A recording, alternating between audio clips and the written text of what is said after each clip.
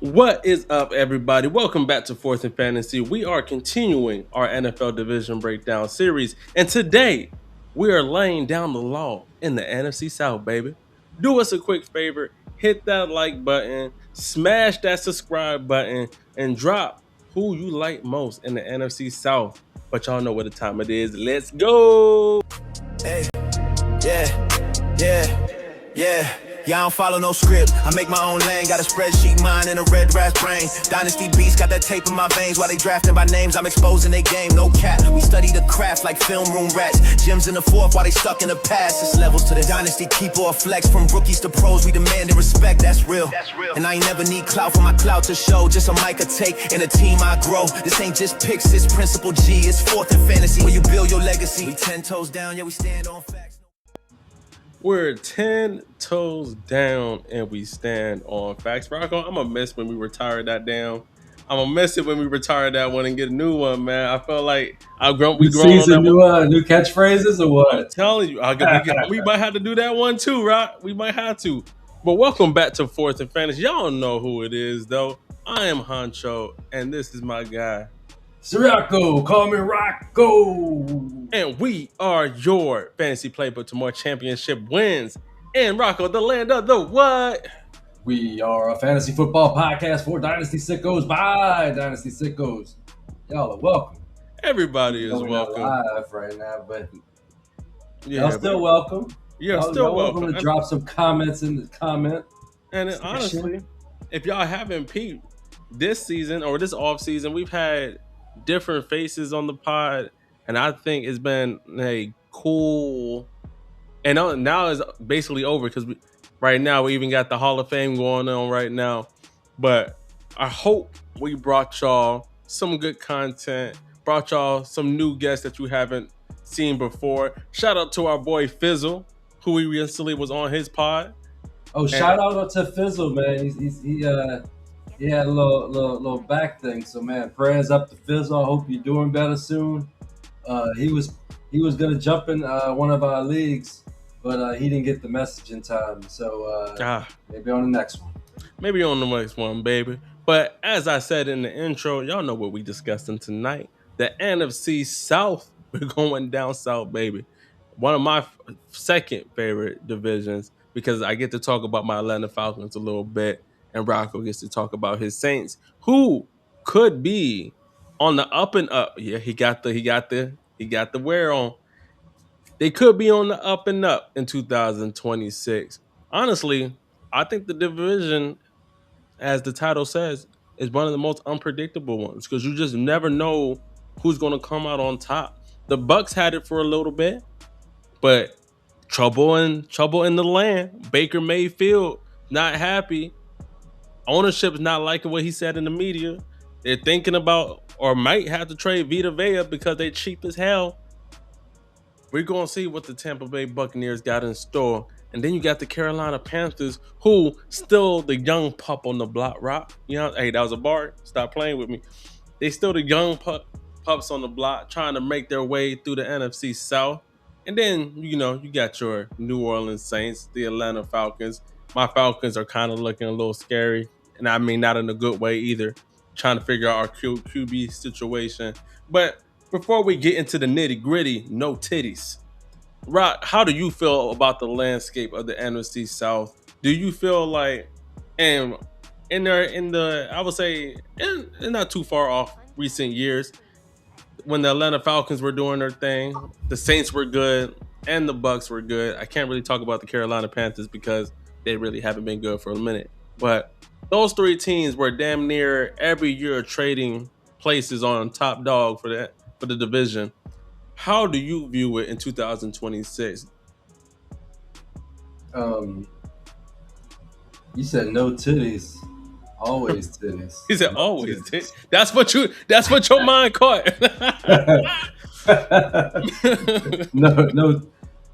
no Diddy, but titties are welcome. Titties podcast. You know, any person that has titties is welcome to view our podcast. Y'all don't always do so, according to analytics, but y'all are always welcome. Where were we? About this division, like you said, I think it is up for grabs. I very well do think that the Saints could win the division if their defense holds up, because they're going to score points. No doubt about it. I have no doubts in my mind that the Saints are going to put up a shitload of points in 2026. Um, you got to realize who the Saints were playing with. They were playing with like the Calvin Austin Juniors Mm-hmm. of the world, or is it Kevin Austin? We didn't even have Calvin. If we He had said Calvin Austin, if he we said had no Calvin name. Austin, that would have been an improvement on some of the guys we had out there. We had a bunch of lawyers, plumbers, and Chris Olave who didn't even make it to the last game because of the blood clot issue. I think it's up for grabs. I mean, you have the Falcons who've had, they've had problems basically ever since the offseason started with the For whole sure. James Pierce ordeal. And then I believe another one of their first round picks from last year just recently got injured. Jalen Walker. Yup. Jalen Walker, go dogs. Go dog. And they're depending on Michael Penix and Tua Tagovailoa to be their quarterback. So they by far had the most shakiest situation at quarterback. If we were to rank them, I think they would easily be last unless we Oh, for see sure. big time improvement from Michael Penix. Agreed. I mean, we already know what Tua is, so I don't foresee. I mean, I've seen weirder shit. I mean, Sam Darnold, the Dick Hammer himself, has a world championship, so maybe it could happen for Tua, but I just don't see it. Um, and then you have the Pandas, who have had a a low octane defense. I mean, sorry, let's repeat that. A low octane offense, Mm-hmm. which we stated several times that Bryce Young had 3,100 yards as career high. You're talking about increasing the volume, but we may have to want to see it first. And they themselves have had injuries to start the season, which it's funny because I was watching Chev on FF Dynasty the other day, and they said that the Pandas have actually installed, or they have a electrical station next to their practice facility too. So yeah, the electrical substation is getting people right now. Did you see Strikes the again. Did you see the X account where the X account is the electrical substation? I did, yo. That was hilarious as hell. People don't ever. I would never delete the Twitter or the get away from the internet. Hilarious as hell. 15,000 subs in like 5 days, crazy. Twitter's the Um, but, ultimate trolling space. but yeah, so I mean, they have question marks, and we still have the Bucks with Baker Mayfield's contract situation. And if you watched any of the QB series on Netflix, man, he gets banged up a lot. So, I mean, just for him to play through some of the shit he played through last year, and so you wonder if he can hold up for a full 17 because he gets fucked up. He plays a bit of a reckless style at times, and it's going to lead to injuries. So every team has their own set of questions. So yes, the Saints do have a definite shot, at the division. Um, so we'll just kind of see how that plays out. Yeah. But I may pick my guys to win the division just because I'm a homer. So you're probably There's not going to get a straight answer from me. nothing wrong with that, player. I don't mind you being a homer because, and honestly, Yeah, I wouldn't have said that shit last year. hey, hey, at least you keep it G. Where if y'all gonna suck, at least you keep it a buck, no honey bun, with 4 crackers. At least if I was looking for the number one pick last year. you I was on wanted this here podcast looking for the number one. Yeah, I still think, you know what I'm saying, if everything goes well, and we might even get some garbage time. I still think y'all low key have a underrated defense, even if I think because y'all lost Demario Davis, did y'all not, or did y'all bring him back? I No, think he went to the Jets. he's gone. Okay, so yeah, y'all He's got some gone. guys. Reese got hurt. I saw that. The first practice, so we definitely lost some guys. We drafted some guys as well, so we'll have to see how it all fits. Brandon Staley did a fucking fantastic job with the defense last year. So shout out to him. I didn't think the defense could be that good, but the Saints were basically right in the middle of the pack or better in most defensive categories. So shout out to Brandon Staley because that team on paper did not look like a really good defense. And also shout out to Chase Young, who is looking like he's gonna be an absolute beast going forward. He was awesome. He played about half the games last year, had about 10 sacks. Um, we could be looking at a 15 plus sack season for him. He's going to carry that defense. And who has to worry about Chase Young? Mr. Bryce Young with the last name. Maybe they might be cousins. Now, let's talk about a little about the Carolina Panthers, right? Who, like I said, they're the pups on the block, still trying to find their way. And it doesn't get any easier when I think when you're looking at the injuries that they've had so far to start the offseason. But I'm still going to go on my high horse and say Bryce Young. I'm not going to say 4K because he didn't come close to that. But let's go with like a little 3,500. Let's start with a little 3,500 and see if he can go above that. So that's my prediction for Bryce Young. I think he does take a next step this year from what I've heard from him in training camp, just from the beat writers and overall on the beautiful Twitter masses. He has looked better when it comes to his anticipation, how the offense been moving. I do believe that he has more control of the offense. Are we going to see Bryce Young of Alabama? Maybe, maybe not. But I do think as a overall captain leader of that team, I do think he takes another step where they're going to need him very much so because he is height challenged. Shout out to all my short kings out there. Is can Dave Canales put him in the right position to succeed? And I think with that running game with Jonathan Brooks back, with Chuba Hubbard, I think that would help him a lot, actually, not have to have the whole team on his back. I think Tech McMillan has a wonderful year too. Now, with Chris Brazil getting hurt, Brazil, that kind of messes up how they wanted to move him around because they did want to put him in the slot more. But I think we've seen, and then once again, it's practice, right? So we don't want to get too ahead of ourselves. It is just training camp, so we don't want to get too ahead of ourselves. But it does look like Tech McMillan or Tetaroy McMillan, because I know he hates being called Tetaroy McMillan, T-Mac, is looking more confident when he's running his routes. He's looking stronger in my eyes from the clips that I've been able to see of training camp. How are you, or what are you expecting out of the Carolina Panthers for fantasy purposes? Maybe not, they might be better in real life, or they might not be better in real life. But for fantasy purposes, who are you on for fantasy, and who are you avoiding in that Carolina offense? I'm basically avoiding Bryce Young. If you look at it last year in 19 games, that includes the playoffs, obviously. 11 out of 19 games under 200 yards passing, 10 out of 19 to 1 TD or less. A lot of those he had 0 touchdowns. So I need to see a little bit more out of the passing offense. So even though I have a lot of Coker, I'm not 100% confident that Coker can break out fully if I don't believe that Tetero McMillan can't break out fully because the yards are not there. So he needs to increase the passing volume and put up some passing yards for those guys to get fed. But I am absolutely interested in the running game. I have plenty of Chuba. I have plenty of Brooks.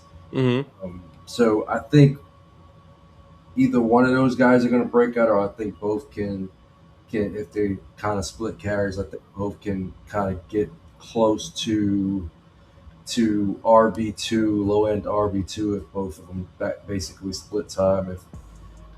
If either one gets hurt, you could be looking at league winning upside. So those are the guys that I'm looking for. Not really interested in any of the tight ends.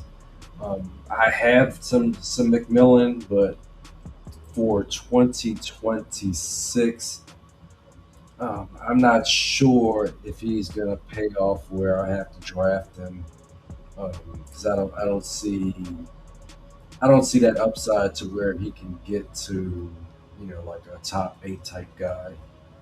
Hey man, I feel like you just gotta believe, brother. That's all you gotta do. But I do want to see if I do want to see, do the Carolina Panthers extend Bryce Young, right? Or do they try to go through this rabbit hole of trying to find their next franchise quarterback? Because it's not like they grow on trees. So, and this 2027 class, QB class is looking a little nice. You feel me? So, what That's what I stops? believe in. Oh I Lord. believe in this right here. I believe in that right there. I know that's kind of crazy when we're looking, but to put, oh no, I can't even say for some of that he didn't play, because I mean he only played two less games. I mean, That he threw for almost 5,000 yards in one season of college, so you would like to think that he has it within him. But they just have not run the offense like that so far, and um, I believe in the running game, but I don't know. Do you believe in the rushing ability to save him though? Because he does run. Let's see, how much rushing do we look at? He might not be. He's no Lamar. He's no Lamar. You know what I'm saying? 200, 200 yards and a couple touchdowns is not going to save him Yeah, you're right. in anything other than a low end QB two. So I like the I mean, I have a couple where he's my QB three. I was So going to say that. I was going to ask you that. it's How an you feel about? Yeah. emergency. I'll have him, but I'm also more just as likely to get like a Malik Willis just because of the actual rushing upside for like a Malik Willis as opposed to Bryce Young, who is more safe in what he's going to provide, but Hmm. uh, Malik Willis provides that league winning upside if he's fully unleashed and is able to run like we've seen him capable of. I know you was one of the bigger coke heads out there. Shout out to Jalen. But before he got hurt, are you feeling like 2026 is his year? Some people say he could see 100 targets. If that happens, how are you feeling about Jalen Coker? Now that also Chris Brazil is out the way and Xavier Leggett has been banged up, how are you feeling about Jalen Coker this year? I think it's a narrow pass game, so you're not gonna get anything out of Brazil. Obviously, you're not gonna get a whole bunch out of the tight ends unless Jadavian Sanders breaks out in a way we haven't seen yet. Yeah. Xavier Leggett, I think he's kind of is what he is. He's going to have some exciting plays. He's going to have some boneheaded plays. He's going to have some scratch your head moments. Hmm. And I mean, I think he's lucky to get maybe like around 500 yards. He'll just be pesky as far as where he fits into the passing volume pie. Um, I think that Coker could be a real good real life player, but like I said, I struggle to see him getting to 1,000 yards or 100 targets if the pass volume isn't enough to support a secondary option Hmm. for the Panthers. So, if Tetairoa McMillan gets to 1,000 yards and he gets 100, 20, 130 targets, I just don't see 1,000 yards for Jalen Coker. I think Coker can get 800. 800 yards, Okay. but then he's going to be very TD reliant to feel good about putting him into your lineup. So Yeah. um, He's a strong wide receiver three.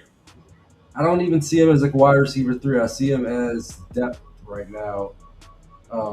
We're not going to really have a good feeling on when to start him unless you can project a shootout for the Panthers. Other than that, he's probably not touching my lineup unless I'm kind of desperate. I got him on a couple of my. Actually, I have him on a lot of my benches. Not particularly starting. I do. He is appealing if you need him, especially when you have wide receivers on by. Throw him in there. You know what I'm saying, in your flex. If you're hoping on for him to be like your wide receiver too, let me tell you, buddy, you're fucked. It's not, it's not looking good for you.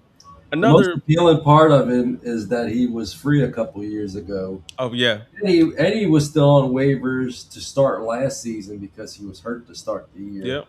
So And that's the appealing part is that he was so cheap. But now as the price goes up, I'm not buying any new cokers. so you would definitely not buy him for no second. Fuck no. He Fuck said, "Wagner," no. and At no one said, 27, may, and nobody, maybe nobody settled maybe him at for a third. 26, but maybe at 26. But at this point, no. I'd Yeah. rather re-roll and see what I can find. I mean, at the end of the day, we got to remember this guy was undrafted, so he's worked very hard to get where he's at. But I still lack the vision to see the upside play with him. Who finishes with more yards this year, Jalen Coker or Jalen Naylor? Probably Coker, I can get jiggy with that. because I think Trey Tucker is going to be the one there. That's why I say that. Okay, I I can. I mean, mean, besides Bowers, obviously. obviously, I can get jiggy with it. Another player on the Panthers, and I'm going to ask you: is it just smoke or is it dope? Jonathan Brooks, are you leaning into the hype? Do you believe that he's going to have this breakout year? Did, I was going to ask, did you like him coming out?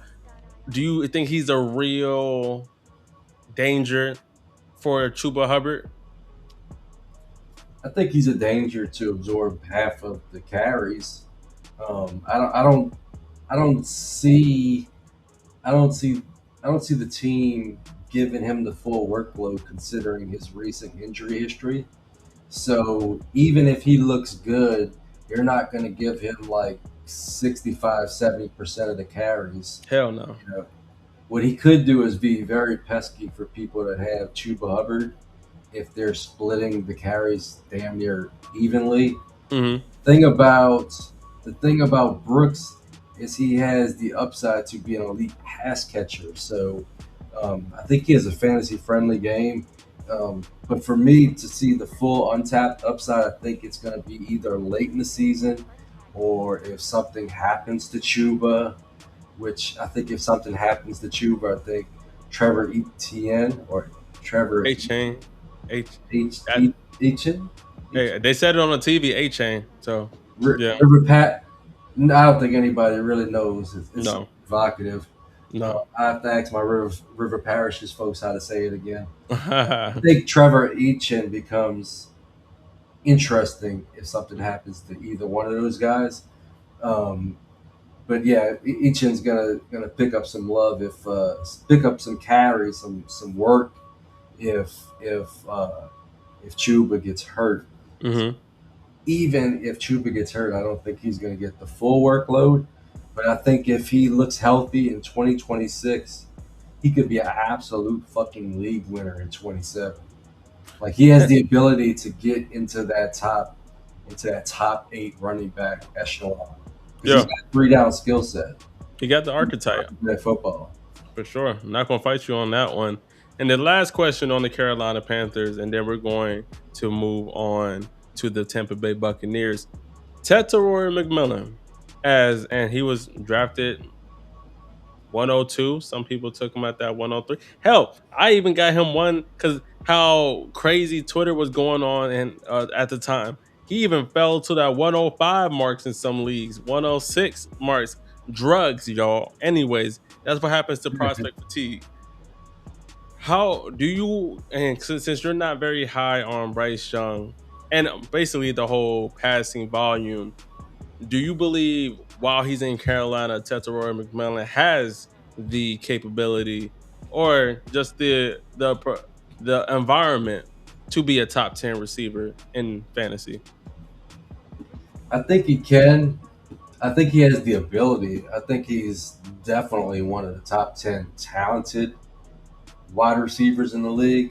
It all ties into the passing offense. Hmm. Like like like Bryce Young, you need to do better than 3,100 yards. You're not lying. I hate to keep hitting this on the head, but if you're not getting up to 3,500, that's not enough meat on the bone to feed a top 10 type season. Because when you're talking about top 10, you're talking about a guy that needs to have 1,200 yards, Yeah. maybe close to 8 to 10 touchdowns, you know 80 catches. And if the passing volume's not there, he has to be like the only guy they fucking throw to. As we already have mentioned, Jalen Coker is very talented in his own right, so he's going to get some of that passing pie too. I look at football like a pie, like those 300 those yards are a pie, and you know Tetero McMillan's going to take up 30%. So if Yeah. 30% is 4,000 yards, that's a nice ass season. But if that 30% is 3,100 yards, not as good. So that's the way I look at it. If he was the only guy there and I hated every other weapon there, then yeah, he could get like all of the targets. He can get like 180 targets and volume his way Yeah. into a top five season. But if he's not getting enough targets, and he's not getting the targets in a good offense, so he's not getting in the scoring position a lot, then there's no way for him to pay off. And to that note, he had last year 23.1% overall target share, and he saw about 100 between 120 and 122 targets. I would want him to be in that 140 mark, but that also would mean the Panthers would need to throw more. Bryce Young needs to be better. So there's a lot of pieces that need to come together for that overall offense to be hitting on all cylinders. I'm not betting. If I was a betting man, I wouldn't put my $25 on it. But nevertheless, I was one of the ones who said Bryce Young was going to throw over 4K. He was about 900 yards short, which is a big ass gap, y'all. I don't know. I don't think I want to make that same bet in 2026, but I could see 3,500. I don't want to go too big. And the other problem for McMillan was he had 70 catches on 122 targets, so that's a terrible catch rate. Yeah, perfect Whether conversion. it was Bryce Young or whether it was Ted, he needs to be converting a lot more of those targets for him to get where Agreed. he wants to get, where we want him to get, which is a top 12 wide receiver, which is what we want from him. I agree with you, big dog.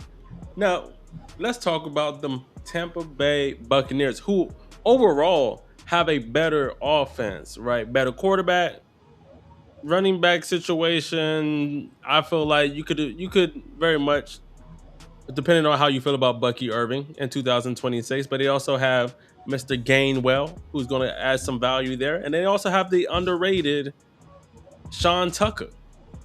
So then they got better wide receivers. Just heard either it was yesterday or 2 days ago, Jalen McMillan is hurt. But if you feel very highly about Ted Hurst, that just opens some doors up. And if you feel good about Tez Johnson, he had some pretty nice games last year. All I'm saying is Baker Mayfield is one of my favorite quarterbacks in the NFL, especially since he got to Tampa, because I feel like he's been, for fantasy purposes and even in real football, one shit. I won't say he's a league winner because I don't think he gives you the upside as a runner. But if he can return, and actually 2025 they took a very much step back, but they dealt with a plenty of injuries to that wide receiver core throughout. And I don't think we all really care much about the tight end position with K Dot and that much. But now Emeka Egbuka, year two, like I said, Ted Hurst going in, Tez Johnson. Depends on how you feel about Jalen McMillan too, and then Bucky Irving being fully healthy. Can Baker Mayfield come back from last year for fantasy purposes and return to that top 10 category for yourself? And do you believe in Baker Mayfield for the long term? Because in redraft, I feel like it's pretty easy. You don't really have to put that much thought into Baker Mayfield. If he's there and you need a quarterback for the year, it's sexy. And But in Dynasty, you're thinking more long term, and with him and the Buccaneers looking like they're not out of eye in contract talks, but they can also franchise tag him for 2 years. Do you believe in Baker Mayfield for the long term? Um, yeah, I think he's a solid QB. Um, yeah, 4,000, 44, 4,500, Hmm. 2024, 3693 in an injury marred season. The problem with Baker is he needs to start protecting himself. Agreed. Like, like I get it. You're a tough guy. You're a tough guy. You're a tough guy. You But tough guy. a fucking tough guy.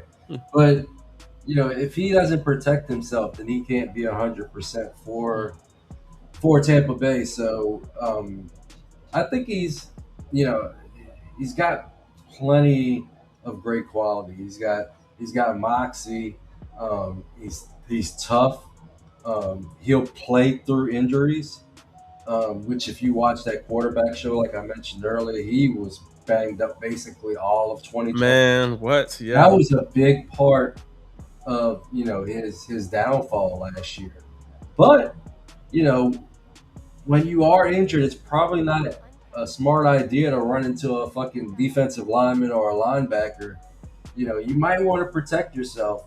There's a reason why guys like Peyton Manning and Tom Brady played so long is because they protected themselves. Yeah. If they ever did get out the pocket, they know, to get down on the ground before they take a massive hit. There, you know, there's, you got to live to play another down. So while that shit might rile up the troops, and there's a place for it every once in a while, you don't want that to be, your go-to every time when you're scrambling. So he needs to learn to get down, get on the ground. But as far as putting up numbers, I don't see why he wouldn't. Um, Tampa Bay has probably, I wouldn't say they have the best weapons, but they have probably the deepest set of weapons, in the entire league. When you look at their wide receivers, you got Abuka, you got Godwin, you I got forgot about Godwin. you got Jalen McMillan, who's hurt right now. You Mhm. got the very talented Ted Hurst they just drafted, and you got Tez Johnson that Mhm. made a shitload of plays. And you've already mentioned the running backs. They got three very capable running backs. Their third running back was the running back one overall in a week twice in his career. That just kind of tells you how talented Sean Tucker is. So Yeah. they got a lot of talent. It all depends on Baker protecting himself. If he protects himself, I have no doubt. If he protects himself, I have no doubt they probably should be the division favorite, just based on talent. Because uh, you even look at the defense. I mean, they got a steal and getting Ruben Bain so late, so they're gonna have a fucking terrorizer out there. A defensive end with a motor that just doesn't stop. So they're gonna be in games. It all falls down on Baker Mayfield being healthy. That's how I see their season. If he gets banged up a lot like he did in 2025, their season's going to go south, just like it did in 2025, because they were damn good to start the season. I think they had comebacks in That was maybe three out of the first four games. Like, yeah. he had fourth quarter comebacks in basically all of their early season games, only for it to fall apart and for them to miss out in the playoffs to the Panthers of all people.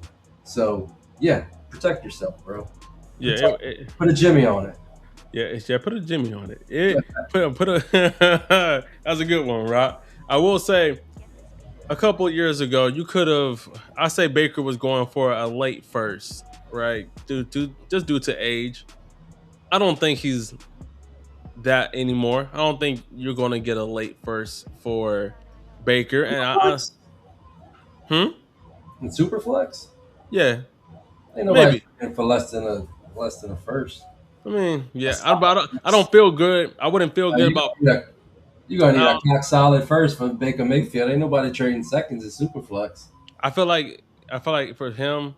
it'd be more of like a trade package than rather than unless you're really QB needy somewhere in the season, you just lost a quarterback. You're like, fuck it, I need to go grab a guy. Bet if it's a late first bet, I wouldn't feel great about going. If it was an early first, you might as well just count the season done for me. You know what I'm saying? I'm just gonna have to ride it out to the sunset. So when I'm looking at For the type of 27, I would take like a mid first for him, but late first. I'm not mm, taking a contender first for Baker Mayfield. You have to like throw me like a second or maybe it's like a big time tear down, maybe like a Michael Penix in a first for Baker Mayfield. Now we cook.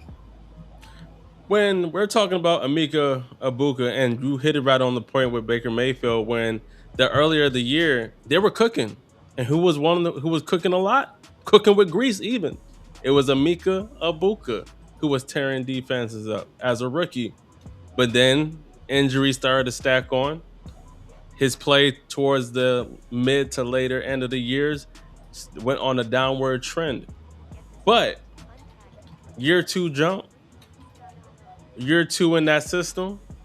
And they have Zach Robinson, who was the offensive coordinator for the Atlanta Falcons, who I will add peppered Drake London as their wide receiver one. I could very much see that happening for Emeka Egbuka. Does Mika? Let's get a little spicy. Does Emeka Egbuka finishes as a top 10 wide receiver in 2026? I think this is one of the biggest questions that fantasy owners have because he is definitely a prime breakout candidate. Um, I mean, let's just let me just pop on his first 6 games. Yeah. So hit that button. Show. All right. So this is his first 6 games. 5 touchdowns, 200-yard games, 85, 67. And then he got injured in week 6, and you can kind of see the fall off. So, let me hide that. A lot of people don't realize that Mika Ibuka played through a hamstring injury, and that was a terrible idea because his play fell off a cliff. And for the rest of the season, he had 100-yard game on a very inefficient 13 targets, 6 catches. So it's not like he was being efficient like he was earlier on in the season, catching touchdowns, having a high percentage of his catches, converting a high percentage of his targets. I'm sorry. And we got that. Oh, shit. Yeah. I like that. I fucking muted. Just got a little bit of just some Emeka discourse in here to show what the lad. I mean, this is one of the plays that I saw this shit in practice he did. I was like, all right, we're going. This boy is going stupid in his year 2. Do you think he has a JSN upside? Ah, Former OSU product. you know how we feel about them Ohio State wide receivers. They go kind of, they come out on their own. Is I feel like it's hard to bet against a Ohio State wide receiver. Could we see a JSN type of ascension? Maybe not in year 2, maybe in year 3. But I do think he improves on his rookie year because once again, I can't even say he's in another year of the system because once again they just got a new offensive coordinator and Todd Bowles doesn't call offensive plays, right? But he has the potential, he has the route running ability, he has the yak. I feel like he's the most complete wide receiver. Chris Godwin's definitely going to do his thing. Shout out to Chris Godwin. And I think overall, and you pointed to it, if Baker Mayfield stays healthy, then there's definitely room. I definitely see him as a top 15 finisher for sure. Of how that room and offense is set up. Yeah, he was on a freaking stupid pace, in those first 5 games. We're talking about if he kept that up, we're talking about 12, 1,300 yards and 12 touchdowns. So, Yeah. um, like we were talking about with Tedero McMillan, what it takes to be a top 8 type receiver, he was well on his way. Then he got hurt, and some of the other guys started getting healthy, like Mike Evans and Chris Godwin, and they kind of pushed him down the wide receiver totem pole. I don't know if he, I don't. For me, I feel like Chris Godwin has one more big ass season left in him. Second season come off a major injury. People Hmm. forget before he twisted his foot completely around, he was like the number one wide receiver in the league. So I think he still has that in him. So I think Chris Godwin is going to play a lot of slot this year, and we're going to see one throwback season for Chris Godwin. I don't know if that's going to leave enough for Emeka Egbuka to get where we want him to get, but I think he can definitely be a top 15 wide receiver in 2026. I just don't know if he's going to reach like those JSN, you know, level seasons. I don't know if he's Just going yet, to for get sure. enough. I don't know if he's going to get enough targets, enough of the passing game to get there because like we said, there's other very talented wide receivers in Tampa Bay.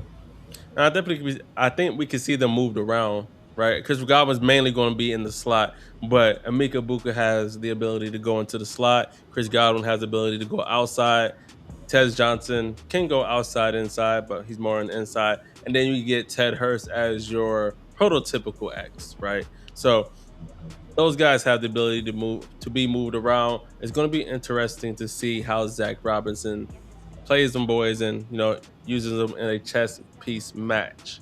But we're going to take a quick break, real quick, and head to our good friends over there at League Champ, where you can be the number one ranker. Once again, the season is almost here. The Hall of Fame game is tonight, as we speaking, is going on, where you can win a free NFL jersey by being the number one ranker, and where you need to find combine data, player data, comps, health models, you name it, formation percentages, coach talk, you name it, League Champ got it.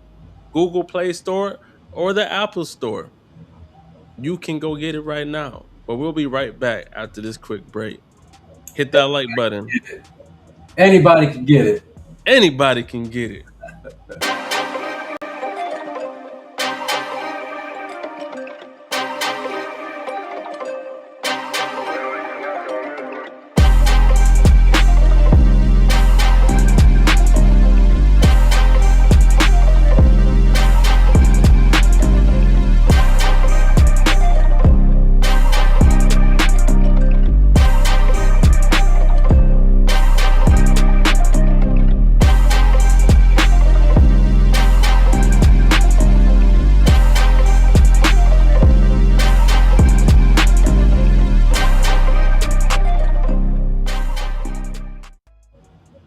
And we are back at it, fourth in fantasy. And like I said, if you gain any type of value from us, if you find us entertaining, make sure you hit that like and subscribe button. Appreciate everybody who has tapped in with us, whether it's on YouTube, whether it's on TikTok, whether it's on Twitter, X, however you call it. We appreciate all the new followers and people that love the content that we bring. And we enjoy bringing the content to y'all and the new faces that we get to meet in this community.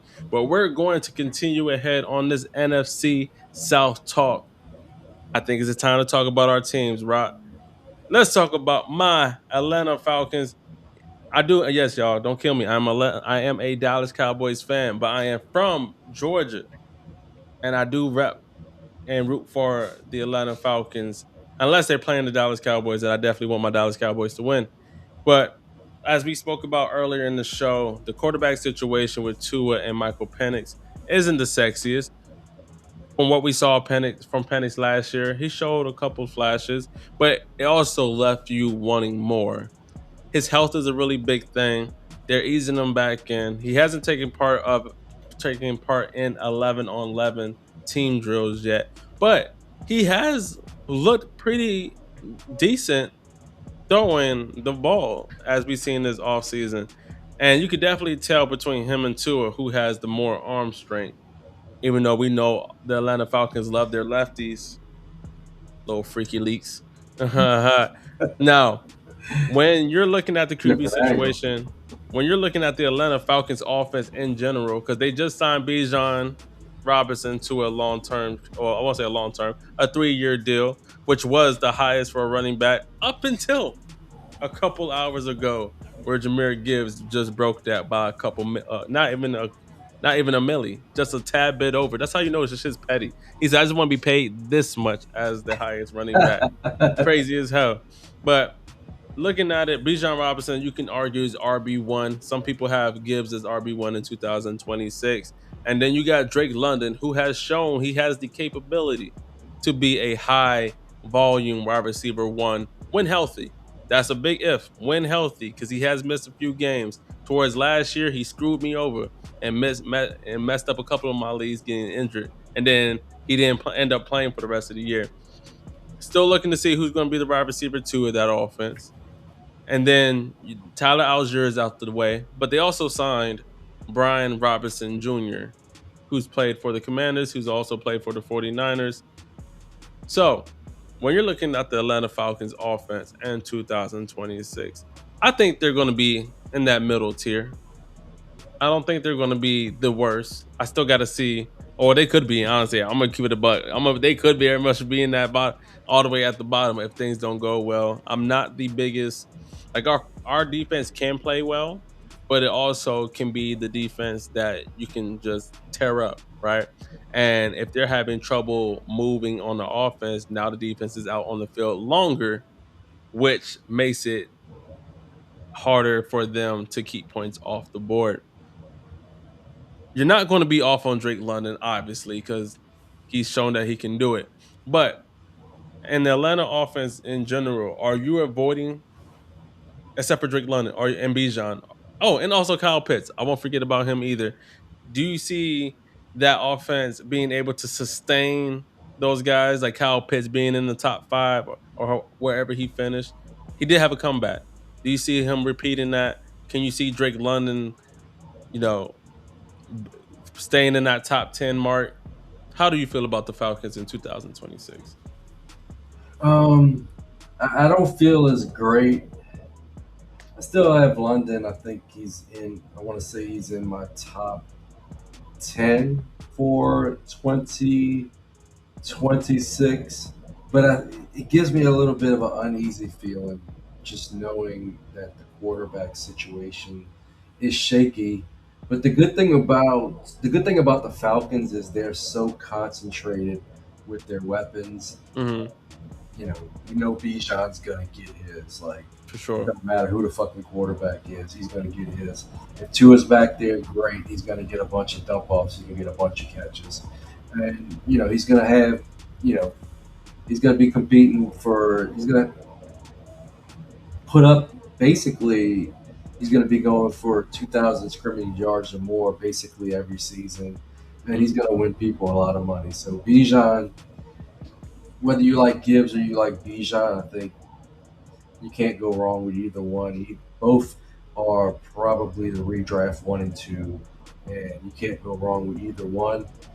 The passing game weapons, I feel a little bit more uneasy about because, yeah, Pitts broke out big time last year, but a lot of that came, in one game, Hmm. that one semifinals game where if you played against them, you basically lost, especially if it was tight end premium. You lost your ass off because I think he Yeah. had 3 touchdowns. Oh man, that game single handedly lost me money in a couple of spots. He said I lost had, money on. I had some fucking super team that lost 11 catches, 111 catches, Yeah, 3 tutties, I think. 166 yards, and 3 touchdowns. Yeah. That was terrible Disgusting. against the fucking Cardinals. So yeah, fuck you, Cardinals. Um, I don't know if I feel. I really don't feel comfortable uh, with Pitts or London hitting their ceiling with this quarterback situation. The one thing that could rescue them is the fact that their defense is kind of falling apart piece by piece. So that defense that was much improved last year could fall off a little bit. But I think Pierce is going to play, and they still got good safety play. They got a couple good players in the secondary. So Hmm. I don't think it will fall off that much to where the offense just has to score 30, 35 points every single week. And I'm not sure if Penix or Tua are up for scoring 25, 30 points a game. So I say all that to say that I'm cool with them if you're not looking for a ceiling outcome, but I think the ceiling is definitely shaky for both of those guys.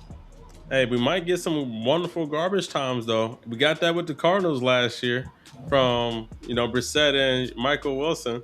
They fed these fantasy streets quite well, even Trey McBride. So, I mean, if we're looking, and you mentioned with Bijan Robinson, he did lead the NFL in total scrimmage yards with 2,298. He averaged 135.2 scrimmage yards per game, Wow. which is crazy. And especially when you're thinking about how that offense particularly was, he was the only player in NFL history to record 1,400 rushing yards and 810 receiving yards in a single season. So shout out to him. I do have him as my RB1 in 2026, just because I think Gibbs is fairly close, but I just think Bijan has a tad bit more power than him and breaking tack tackle breaking ability to me. But I will say Gibbs has more of the potential to be like a receiving kind of guy, home runner hitter. But both are great. I'll take Bijan just a tad bit more, but I think he's going to be for sure the focal point. We got to see how Mr. I always butcher this man's last name. The Browns head coach Stefanski or something like that. Kevin Stefanski. Stefanski. Yes, Stefanski. Stefanski.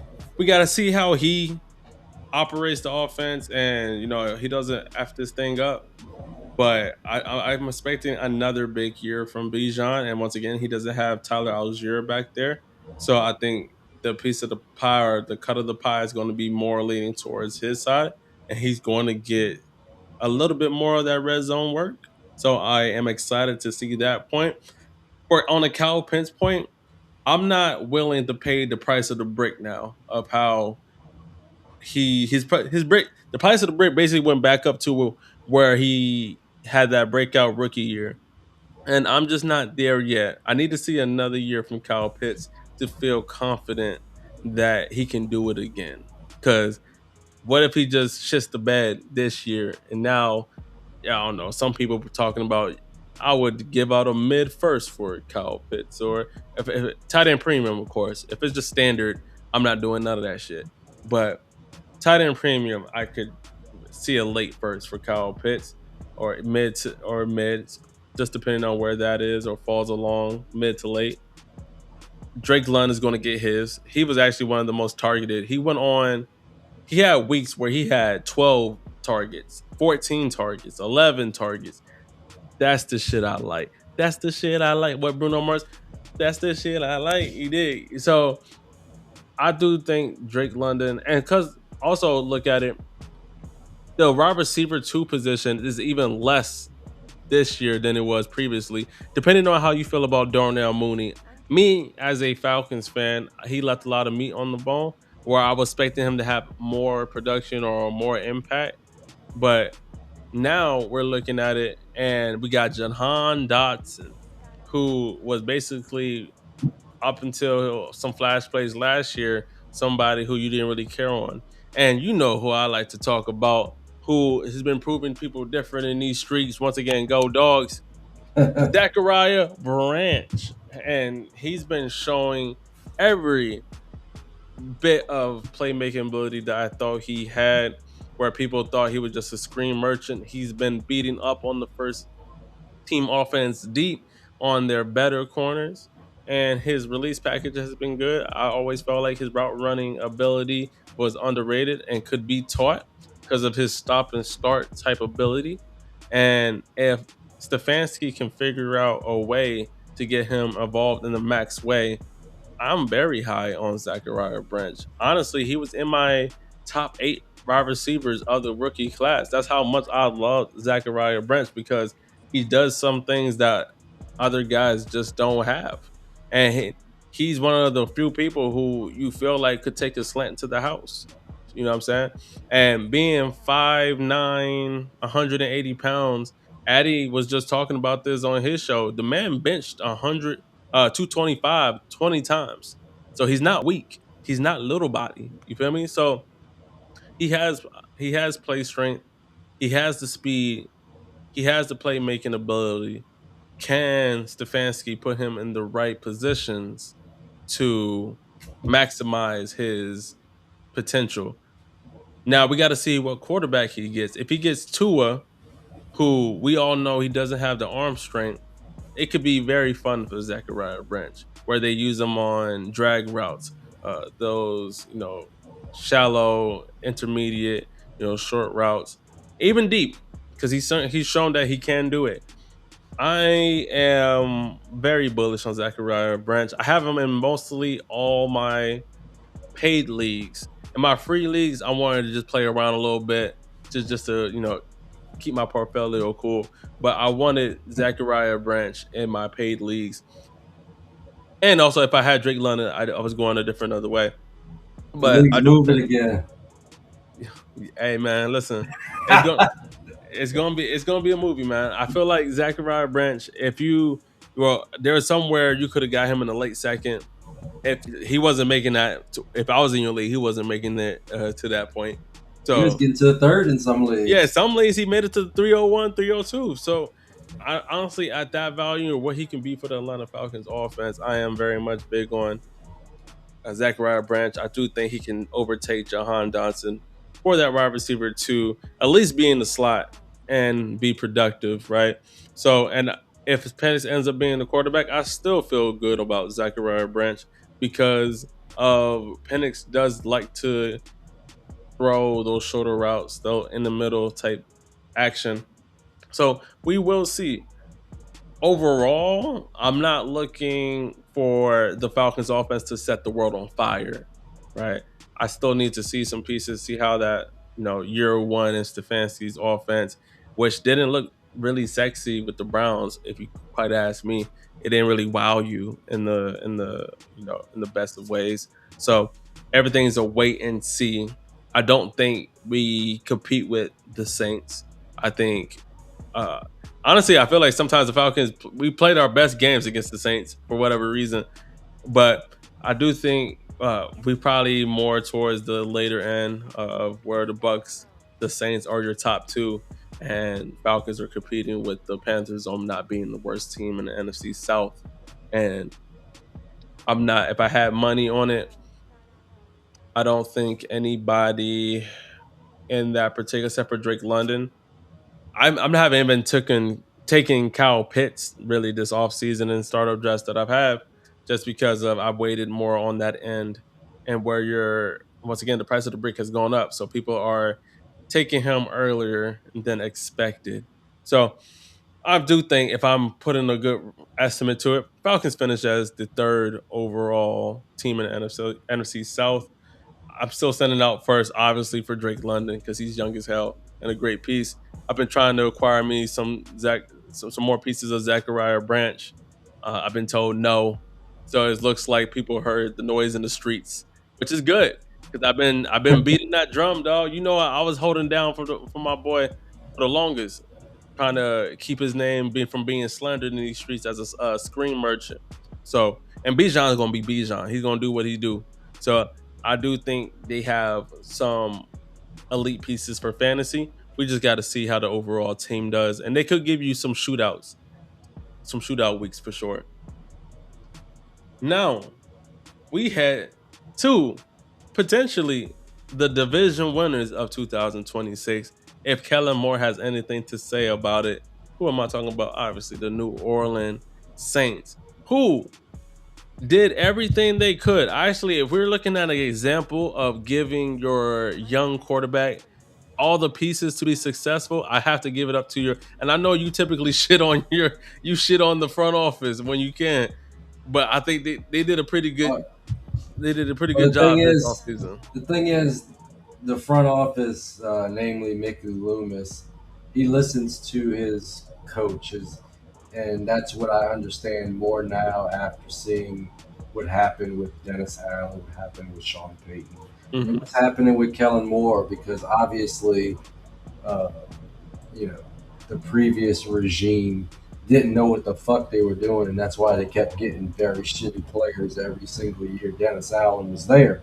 Yep. So, you know, at this point, uh, I take some of the blame off of Mickey Loomis, um, and put all of the blame on Dennis Allen and that asshole Derek Carr for fucking that team for years. Derek Carr catching a stray still.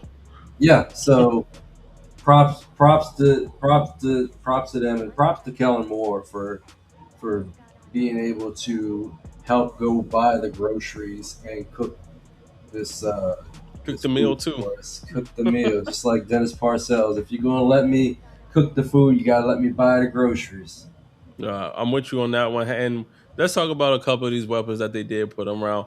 Y'all brought back Alvin Kamara, so I do believe he will finish his career as a New Orleans Saints. Walmart was wrong. Walmart was. Walmart, y'all fucked up. Y'all tried to give away that man's jersey, and he came back. So y'all look pretty dumb right there now down there in Fayetteville. Honestly, you probably could have got a really good price on a Kamara jersey, on a Saints jersey. I'm mad about that. I wish they did some shit more like that down here. For real, Yeah, for real. I already got me one from Addie, so I didn't need another one. I mean, Mm. I could have got another one, but I already got me the gold. Alvin Kamara.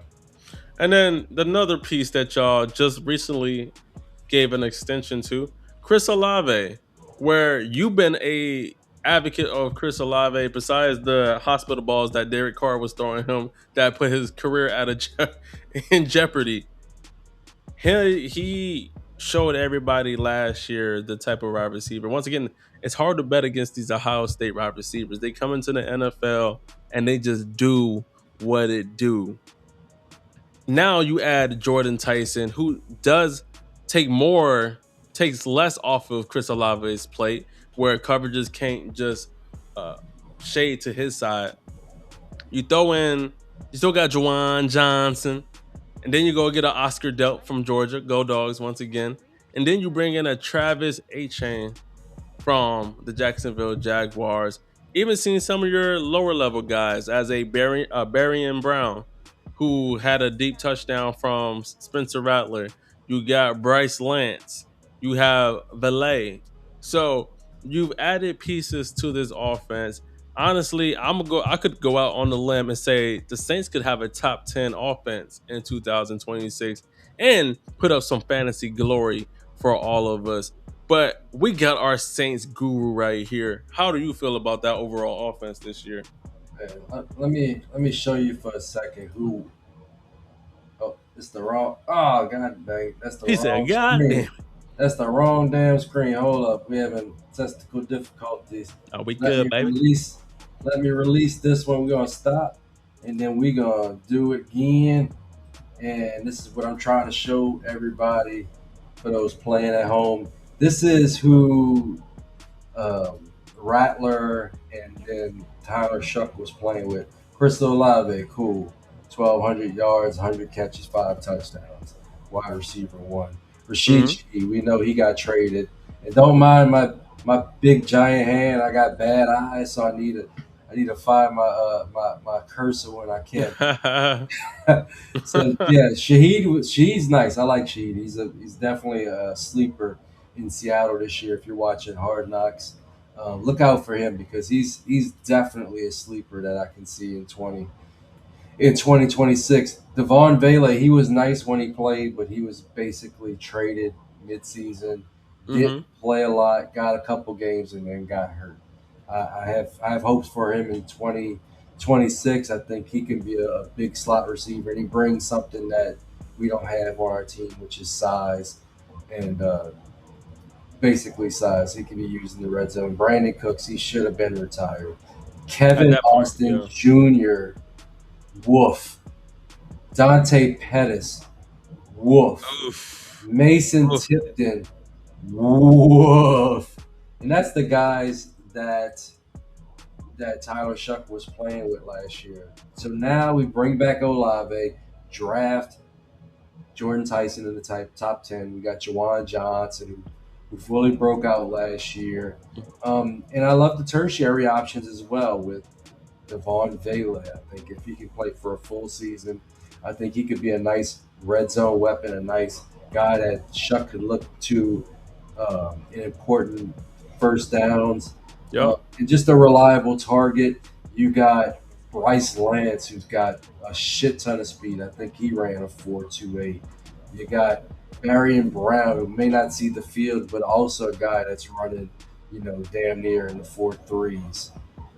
So you got a lot more weapons. You got Oscar Delp, go Dogs, as you mentioned. You even got Noah Fant, who's a quality tight end I three. forgot about Noah. Noah Fant, who's a quality tight end three. So now you can play more multiple formations. You can play 12 if you want. You can play 13 if you want. You can play three wide receiver 11 sets.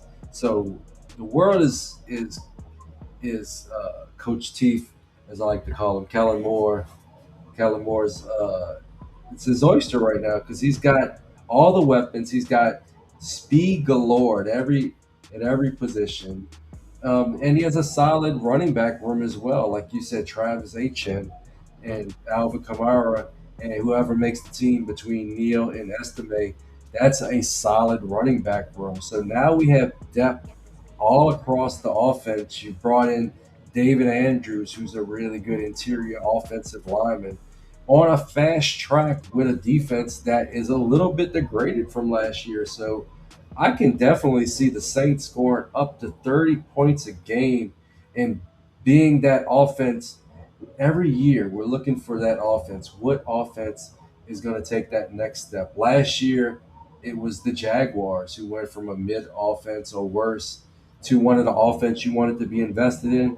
This year, that premier team that is easy to see from a mile away is the Saints. You want to be invested in the Saints. And guess who's all at the top? That's going to be distributing the ball and who's probably going to have the biggest jump in production out of all of those guys? Tyler Shuck. Tyler Shuck, man. And once again, he's going to reap the benefits of it all. And from the I recent can't report, wait. I can't wait to win one of these league champ contests because I need me a free Shuck jersey. hey, man, as Rocco has very much talked me into early on in the offseason at that. Basically, after the season ended, I was sending out trade offers for Tyler Shuck. Before all the moves were made, before the draft had came, before free agency, it was bare bones. And I just went on the limb to think that Kellen Moore was going to add some pieces to put his quarterback in the best position. And shout out to them for doing it. I've seen in recent reports that Travis Etienne is going to get the early down work, first and second down, but Kamara is seeing majority of the passing, which I love. I want to see that again. I really hoping I didn't want him to retire because I still believe he has some juice to him. And somebody actually spoke something funny, which I could very much see him in that type of role at this point of his career. What's stopping him from getting like that Danny Woodhead type of, passing volume towards him? I still think he can produce. I still think he can be a great piece. The Will Rouse, coming out of the backfield, love him. Honestly, if I'm looking at 2025, Kellen Moore looks like he passed the ball about 44% of the time. And that was mainly because they just didn't have the right receivers. Now that you have a Jordan Tyson, who they took quite early, he was the first, or no, second, excuse me, the second wide receiver taken after Carnell Tate. Some people thought Jordan Tyson was going to go in the mid to the late. Some people had Mekhi Lemon ahead of Jordan Tyson. I had Jordan Tyson ahead of Mekhi Lemon and Carnell Tate as my wide receiver one. And if he stays healthy, man, we could be in for some fun football in real life and for fantasy.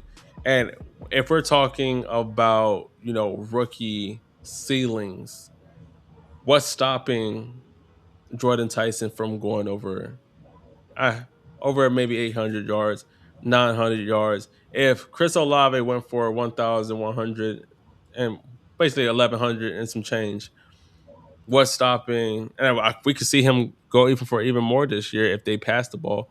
Could Can Jordan Tyson in his rookie year hit that 1,000 yard mark? Can he get to 80 catches? Shoot, Chris Olave caught 100 balls last year. So what I'm looking at is like, how do they end up dividing that target share? Obviously, Chris Olave is going to get his. Jordan Tyson is going to get his due to being a early draft pick. Juwan Johnson is still going to be capable. Juwan Johnson. Johnson, he's still going to get his due. And then how do you keep Travis Etienne and Kamara still involved in the offense, right? So Saints are my dark horse to win the NFC South.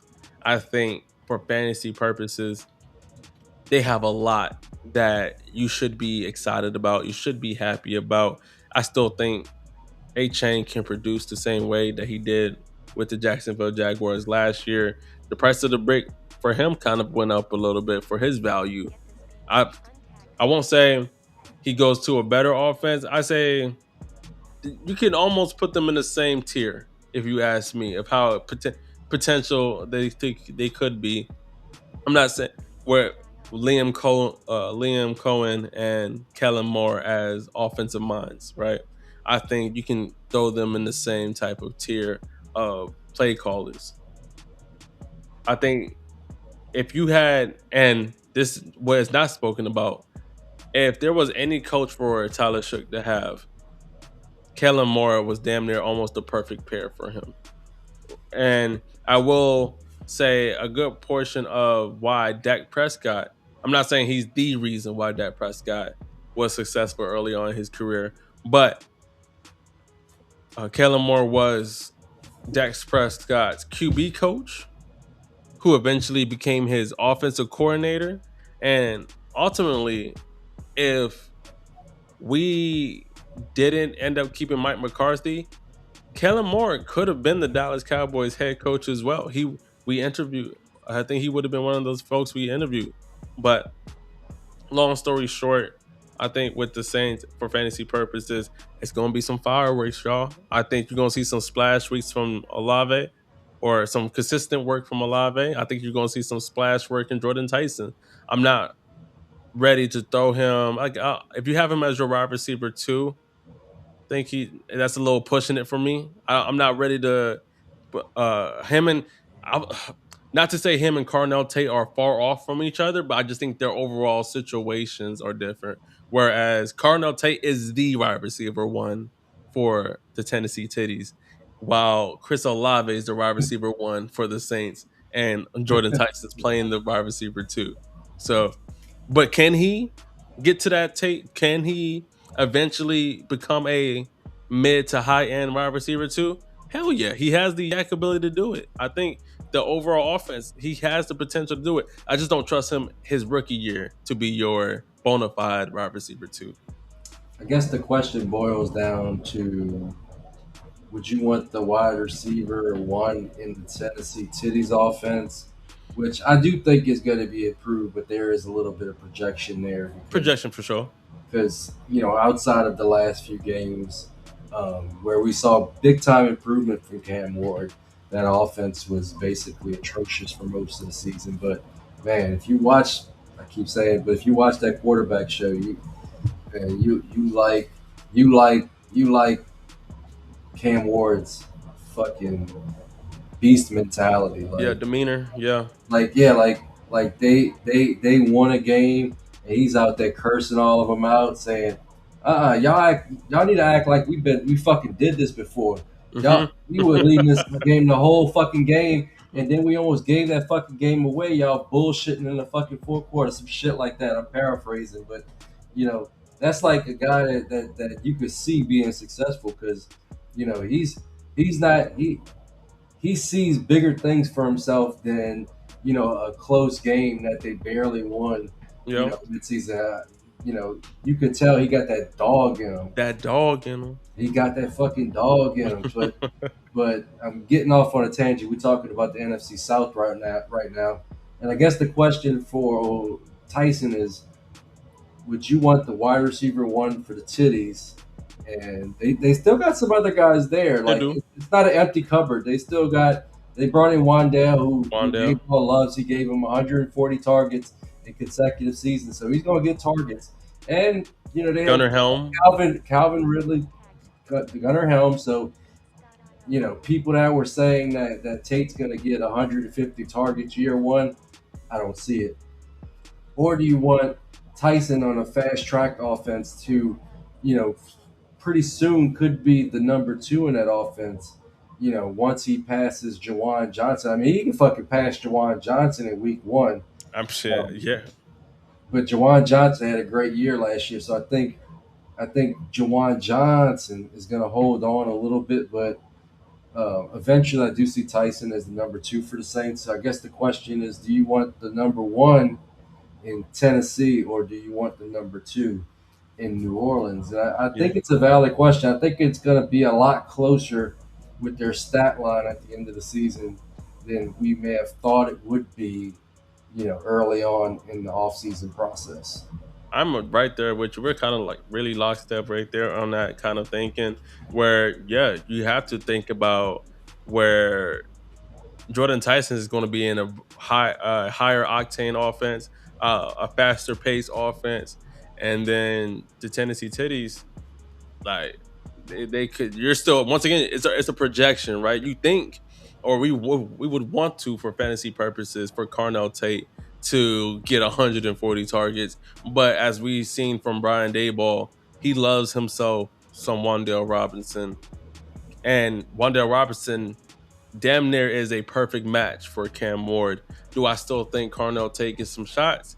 Yes. Could he end up being if we're talking about receiving stats, could he end up leading rookies? There's a world that we could see that. But we also have to look at that. Well, it was also a previous play caller as well. But there's a world where shit doesn't go right for the Tennessee Titties and they're struggling again to move the ball. So I think Eh, uh, just playing in a dome just naturally and I forget that. to, Yes. to Yes. playing in a fast track. Yeah. It becomes a track meet when you're playing in the dome, and you don't have to worry about weather conditions. When it's a fucking slop fest in Tennessee, whether it's raining, whether it's snowing, the Saints are never going to see that for 8 games. Plus, plus they play a game in Atlanta, which is also a dome. So they're going to be playing a lot of their games, over half of their games in a dome. So you know that also plays a part in having a better offense. So it's not just pace of play. That's a big time. It's also control weather. Yo. um, you know with the weapons, and that plays a part in it as well. That's a hell of a piece to throw in there. And once again, that's taking fantasy to another thought process of not just thinking about lineups, just not thinking about the offense or the coaches, but terrain, the stadium. Do you play the stadium? Do you play outside?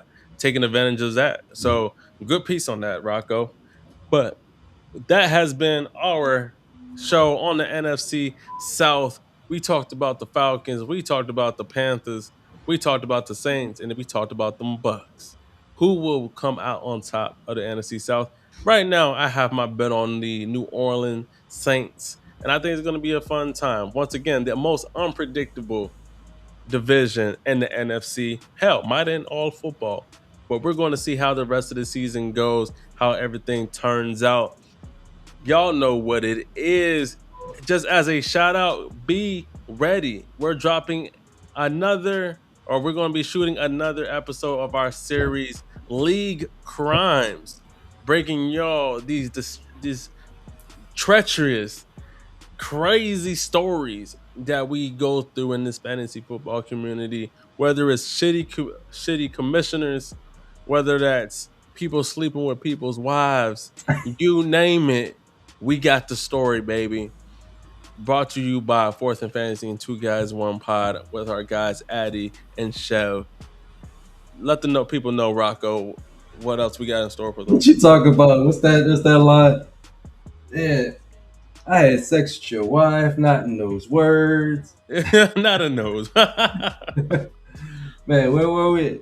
My name's Siriaco. Y'all could call me Rocco, and we are a fantasy football podcast for Dynasty Sickos by Dynasty Sickos. Huncho's gonna be pissed when he sees the trade I pulled off in the league. Yeah, I'm gonna check that shit out in a minute because goddamn it. But y'all know what y'all know what it is. I'm about to get hit with the biggest surprise. God damn it! Y'all stay good in these fantasy football streets because we are your fantasy playbook to more championship wins. And y'all know what it is. You know where to catch us: TikTok, Twitter, X, on YouTube. Hit that like button. Hit the subscribe button if you enjoyed the content. If you enjoyed this entertainment, we got more in store for it. The season's right around the corner. More guests. We're bringing back the morning show for the 2026 season. So catch us on Sundays doing start and sits with more guests too. Appreciate everybody that taps in with us, that supports us. Once again, this is always Fourth and Fantasy. Hope y'all have a good rest of your night, wherever you're viewing us, how you viewing us. Thank you for tapping in. Till next time, this is League Champ, where you could be the number one ranker and get a free NFL jersey while doing it. Till next time, and we out.